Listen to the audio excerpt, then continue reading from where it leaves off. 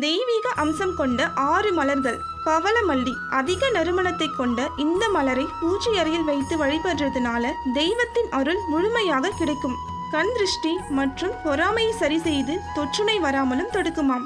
பாரிஜாத மலர். தேவலோகத்து மலர் என்றழைக்கப்படும் இந்த பாரிஜாத மலர் திருமாலுக்கு மிகவும் பிடித்த பூவாகவும் இந்த மலரை வீட்டில் வைத்து வளர்ப்பதனால குறையாத செல்வம் ஏற்படுமாம். அதோடு கண் சம்பந்தமான பிரச்சனைகளையும் குணமாக்குவதாக சொல்லப்படுது.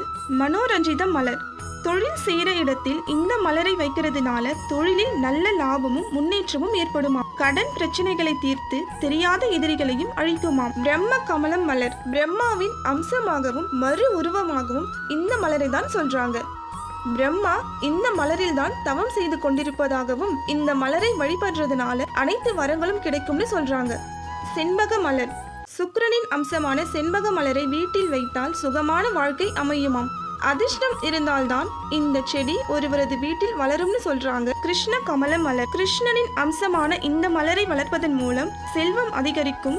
எந்த விதமான கெட்ட சக்திகளும் வீட்டில் வராது என்று சொல்றாங்க.